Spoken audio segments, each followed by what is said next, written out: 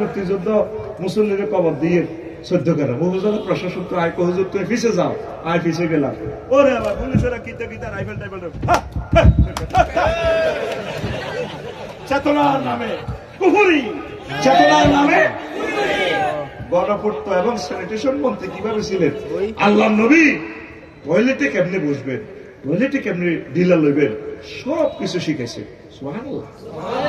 একমাত্র কৃষি মন্ত্রী আমার নবী মুহাম্মদ রাসূলুল্লাহ সাল্লাল্লাহু আলাইহি ওয়াসাল্লাম এমন এক প্রজ্ঞাপন জারি করছেন বিশ্ববাসীর জন্য, মা মিন মুসলিমিন গাসসান আও ইযরু জারআন ফায়ুকালু মিনহু তায়রুন আও ইনসানুন আও বাহিমাতুন ইল্লা কানা লাহু বিহি সাদাকা। আবার এই অর্ডিন্যান্সে বিশ্বনবী এখানে বন ও পরিবেশ মন্ত্রণালয়ের এই প্রজ্ঞাপন এখানে আছে। কোন মানুষ যদি তারপর একটা গাছ লাগায়, এইখান থেকে কি গাছ সেটাও নবী বলছে ফুল ফলের গাছ, যেখান থেকে পশু পাখি, চোর, গুন্ডা, ওলি, আবদাল, হিন্দু, বৌদ্ধ, খ্রিস্টান মানুষের রিজিকের ব্যবস্থা হয়, এটা তার জন্য সাদাকা সাদাকা সাদাকা। তাম পৃথিবী এই পর্যন্ত যত রাজা বাদশা চালাইছে কারো এরকম অর্ডিন্যান্স নাই। সুবহানাল্লাহ। নবী আইনমন্ত্রী ছিলেন, নবীর সমাজে সবুজার শারমিনা জিনা হচ্ছে, তাদেরকে নবী পাথর দিয়ে পাথরে নাঙ্গলকোট কেন্দ্রীয় মসজিদ থেকে উপজেলা প্রশাসন মসজিদ থেকে পাথরে সঙ্গে সার করে উড়ে দিছিনি আগে ফান করার হাজি আদায়তুল্লাহ হাজি কুদ্দুসে বুঝায় এতারা এটি একটা কাবজাব লাগাইতে আছে। মহিউদ্দিন ভাই কতক্ষণ রাজনীতি করে গেছে, আফসারি ভাই ওয়াজ ভালাই করছে, কেন কাকু তিনি কি ওয়াজ করে আর হরণ হকাই না দোয়া কলমা ঠিক আছে, জিকির আজকার ঠিক আছে, ইল্লাল্লাহ ইল্লাল্লাহ ও ইল্লাল্লাহ সুবহানাল্লাহ সুবহানাল্লাহ ওফো কুল্লু নাফসেল ডাকাতুল্লাহিল মউত। তাইলে আইনগুলা জানা আমাদের পান করাতে জানা ব্যবস্থা হচ্ছে, এই আইনগুলা বাস্তবায়ন কে করবে? জানা বলে আল্লাহ জিব্রাইলের ফোন দিব, জিব্রাইল বলে তুই কোথায় রে? আল্লাহ আমি আরশের দক্ষিণ দিকে আসছি, একটা প্রজ্ঞাপন মামলা ফাইল দিয়ে পাঠাইছেন, আসে অমরগঞ্জ বাজারে মসজিদে জিনের বিচার হইব, আসে আল্লাহ কয় জিবিল আইস তুই আসি তো ৭০ টাকা লগে দিয়ে ইসরাফিল আইসি মিকাইল আইসি, তোরা খাই দিস তুই জিবিলে ৭০ টাকা তোরা খাই দিস তুই দুটা মার কাজেগুলো কি ফেরেশতারা করবো না আপনারা কারা করবো? এই কথাগুলো নবীর সাহাবীদের মতো এই লোকগুলো বলতে যায় জেল জুলুমে জর্জরিত, আপনারা এগুলোর দুশ্মন মনে করেন, এগুলো নবীজির রিপ্রেজেন্টেটিভ, এই কথাটাই আপনারা বুঝেন না। কথা ঠিক কিনা? ব্যানার ঠিক আছে 3 ফুট বাই 3 ফুট, শুধু কল্লা বালতিছে, ঠিক কিনা? চাঁদাও ঠিক আছে নাঙ্গলকোট পটতলা স্টানে, আগে খাইতো খালে কে হন খায় খালে কে, আগে খাইতো জাহাঙ্গীরে হন খায় আলমগীরে, ঠিক কিনা? মাগো হিরিয়াজ বাজারের ব্যানারিটা দেখলে ডরাই, মাথা কতগুলো লটকাই দিছি, দিয়াতে দিছে সাগরজা সবুরগা ওফু, তারপরে মিন্টা জিন্টা রিন্টা টুটুল্লা রাহেন্ডা, ডরাই এরকম সিটারি ব্যানার আমাদের এই এলাকা নাই রে। কি শুরু করছো তুমি? কেন এটা বললা?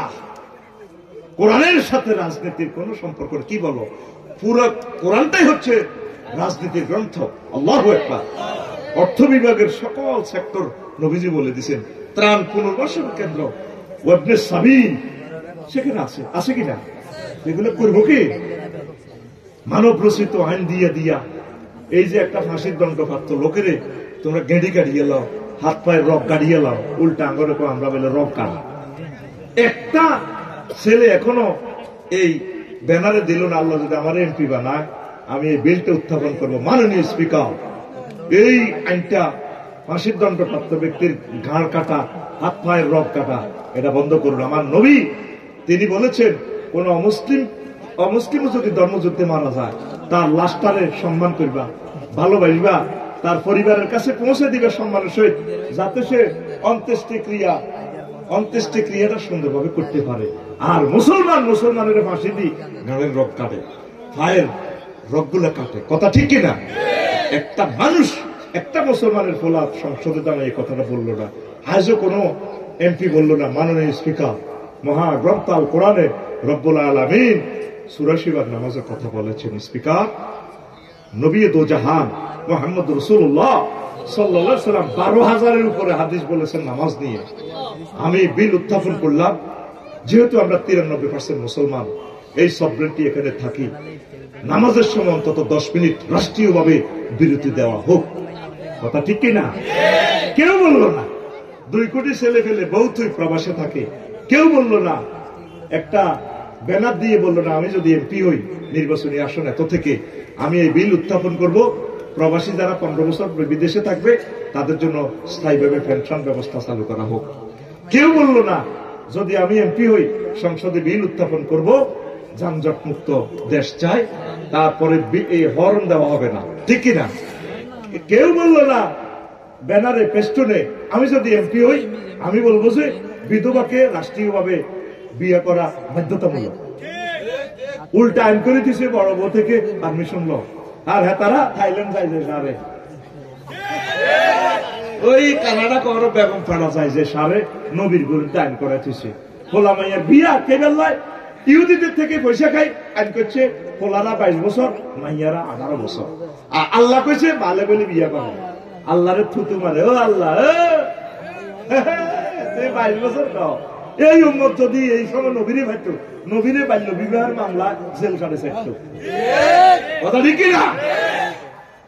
আগে ব্যানার দাও বেলে, আমি যদি এমপি হই বিল উত্থাপন করব, 60 লাখ যুবক যুবতী ইউনিভার্সিটির বেকার, আমার সোনামণিদেরকে আমি চাকরি দিব। তারপর কি করব? এদেরকে বিয়ে শাদী করাবো, পরে নির্বাচন। আল্লাহুম্মা আজিরনি মিনান নারের পর 7 বার পড়বেন কি? আল্লাহুম্মা আজিরনি মিনান নির্বাচন, আল্লাহুম্মা আজিরনি মিনান নির্বাচন, আল্লাহুম্মা আজিরনি মিনান নির্বাচন।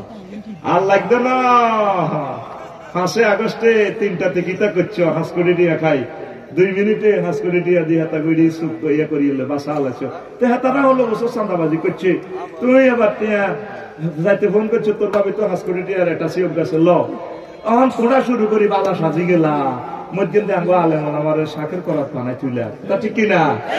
নির্বাচনের দরকার নাই, এমনি খাইতে আছে খাও, নির্বাচন করি আঙ্গরে কল আটকাইব। ঠিক না? তাফসীর মাহফিলও আই বক্তি মামার গোয়াতে কথা বুঝছো নি? 16 জায়গাতে পারমিশন লাগবে তাফসীর মাহফিলের লাই। এখন ডক্টর ইউনূসের সরকার ইয়ে পারমিশন লাগছে নি? আল্লাহ, এই সরকার থাক, এই সরকার থাক, নির্বাচনের দরকার নাই। আমরা ভোট দেওয়া থেকে পানা চাই, আমরা দেই এলেছি 54 বছর। ঠিক না? আমরা 28বার লাইন করি, হোলি কবজা দিয়ে ধরবো আঙ্গরে। কথা ঠিক কিনা? 28 জানুয়ারির মাহফিল আমার বন্ধ করছে তারা, এই জন্য না ফেসবুকে স্ট্যাটাস দিছি। 28 জানুয়ারি মাফিয়ারা ক্ষমতা আইবার আগে বন্ধ করিয়ে এলেছে। আবার বুঝছেন অবস্থা কি হয়? 7 বার তাসবিহ পড়বা, আল্লাহুম্মা আজিরনি মিনান নির্বাচন, আল্লাহুম্মা আজিরনি মিনান নির্বাচন। যেটা হাস করবে এটা আমার নামাইতে পয়সা আরো 1400 আবু সাইদ লাগবে। এত আবু সাইদ আনবো কত? আবু সাইদে অজ্ঞ ছিল, ডক্টর ইউনূস অজ্ঞ, দেশ বিপদে পড়লে ডক্টর ইউনূস, আর ফান করার জসিম বিপদে পড়লে দোয়া ইউনূস। দোয়া ইউনূসের খতম করবো, লা ইলাহা ইল্লা আনতা সুবহানাকা ইন্নী কুনতু। ঘুমাইনি? হ্যাঁ, তুমি এভাবে সেলুট দাও। নবী শিখেছে আসসালামু আলাইকুম ইয়া আহলাল কুবুর। নবীর ক্লাসের 1,25,000 সাহাবী মারা গেছে। কোন সাহাবীর কবর তার বউ তার মাইয়া ফুলের মালা লয়ে সারিয়ানের এমনদের ক্যামেরার সামনে ফুল থুইছে ঠিক হলো, জাল নোট কি নোট, আর একটা জোরাইছে ফুল দি দোল তবলা ফিডায়, এই মানুষের কবর রাখে। ঠিক কিনা? আমাদের এই এলাকা, ঠিক কিনা? নবী এটা করছে, একটা হাদিস দেখাও না।